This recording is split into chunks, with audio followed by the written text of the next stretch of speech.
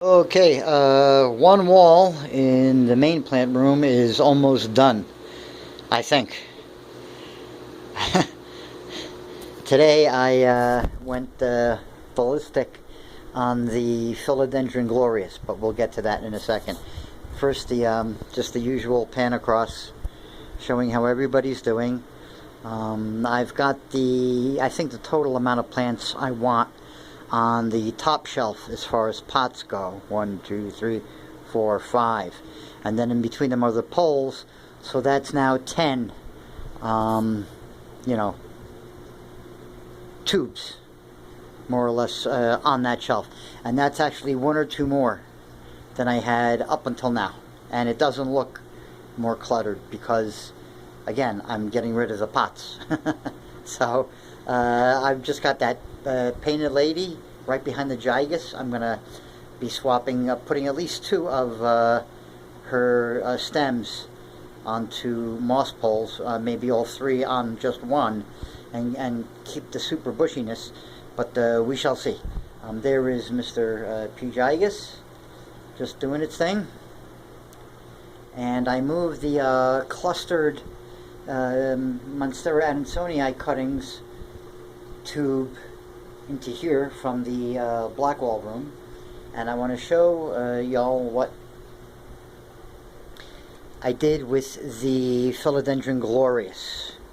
I basically just chopped it in 2 and then depotted the whole thing. I left the piece that had grown into the pole in the pole. As you can see, that end is just growing into the pole. But the cool thing is, it's got some shoots also. I hope you can see them inside the pole right there. You see when it's like curved to the right and down, and it's white and green, and then there's another one right above it. I think those are going to be 2 leaf nodes that are going to be coming out. I'm hoping. So, and it's in better lighting too, so now it's got the incentive, especially since that is the new base, and it's sticking into the air. So now it's going to be forced to find a way out of the tube, and I did loosen up the sphagnum a little bit to see if I can help it find its way. So we shall see what happens with this, and I did sprinkle just while it was oozing liquids and sap and whatever other bodily fluids it has. I dipped it in I just sprinkled some imidacloprid on it from a teaspoon, thinking that it might just help to get some into its tissues a little faster, because I know it's also probably going to be, sucking in a little bit, forming a vacuum at that end right there. But I think, but at any rate, couldn't hurt. This is the other half of the glorious right there.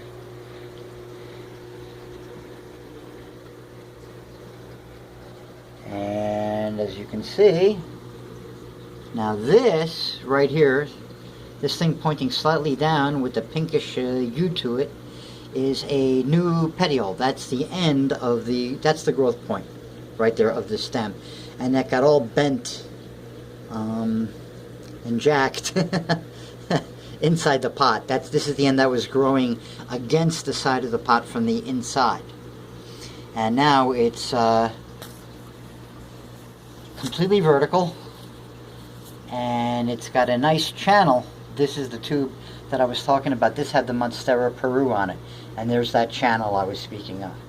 So the new stem, if I'm thinking it should start growing upwards. All this plant has to do is turn its leaves around, reorient them coming out, and then we're back in business. The moment I see it do that, I'll know this was a good thing that I did, and did the trick. So it's fingers crossed for now, but I really do think that this is going to solve the problem, and I'm really hoping that I end up with 2 Philodendron glorious. That would be really a nice payback for me after what the supplier did when they shipped me the plants. The 2 most important plants were the glorious and the gigas. And I showed you on the other baby Gigas with the orange streaked and broken leaf. The outfit that I bought, and it was my first internet plant order, and I did it because they made a good impression on YouTube. And well, I learned quickly they were a bunch of third-rate amateur hacks, just like some other companies I had the misfortune of dealing with at this new venture. But soon I'm hoping I won't have to deal with any of them again, because now I certainly have enough potting mix to last me another lifetime. Same for sphagnum moss. And once I get the last 4 tubes in that are on their way, maybe, because Home Depot doesn't know their ass from their elbow, as neither does FedEx. Hopefully I'll have enough to do the, swap one by one and upgrade each tube one by one and cancel pots one by one and rotate through everybody in the room, and then I can rest easy with 1 or 2 spare poles for, top and chop, and then it's just cycling, bottom pole to top pole to become a new bottom pole, the yada yada yada, with, some nice floor specimens in front of the whole deal. And you can see, of course, how sparse this wall is starting to look now as I get rid of pots and first concentrate on this wall and the black wall. And speaking of the black wall, I may as well just give you all a quick look-see. Okay, that fern, I think I'm going to move it into that corner above the space between the Diefenbachia and the snake plants in the back. And here we go, just I'll mosey in and get a quick look at the Philodendron gigas. This is that's the leaf I was talking about with the, the 2 orange streaks on it and the break near its base. That's my remaining souvenir from Hertz. I think they're Hertz Greenhouse, Hirts, on the East Coast and the South.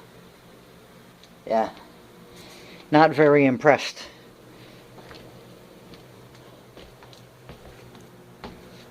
I don't want to tell you how the plants were packed. It was a nightmare. They didn't spend a minute of consideration for the money I put in their pockets. But you live and learn. Okay, there we go. I'll show the pothos is already cleared the coupler. And the leaves keep expanding for a while. I think it's still expanding. But you can see, or maybe you can't, there's the coupler in the black, and it's already over it. The edge of the leaf is certainly well above it and already approaching the first stem. So hopefully within a week I'll be able to have that rooted in to the top pole, and soon after that it'll get chopped. The Ring of Fires look like they're doing a-okay. They're working, all of them are working on new leaves. So they didn't bat an eye, and I took the Pink Princess, no, I'm sorry, I keep messing that up, I keep confusing them. The Painted Lady, the double cutting, I moved it into here, just at least temporarily, while the P. gigas and the Philodendron glorious are going through this whole switch over, just to keep it out of my hair, although I may put it on the wall that's now sparse back there. There is the Silver Sword top cut. Again, just staying a little bit static for now, but that's okay. And another thing I like about this is you can very easily see the difference in color between dry sphagnum and damp sphagnum. It's really easy to see with the Philodendron gigas baby. You can see it's tan when it's damp, and it's just a bright bright yellowy creamy color. That is, of course, if there's no algae hiding that. Okay, so today, yeah, a lot of work. This is just real quick. This is what remains of the there's the Monstera Peru, and this is from both the Monstera Peru and the Philodendron glorious. And you can see how much soil. All this soil has to be sifted through a strainer to get rid of the imidacloprid and any fines. I just want to get rid of any fine soil from this mix. I want it truly coarse, so that the smallest grain of anything, you know, is the horticultural pumice. You know, the smallest of these grains is the smallest particle I want going on in the aeroid mix going forward. And messy. Cleanup will be tomorrow probably, because I am done. So that's it. And again, we'll end here as usual.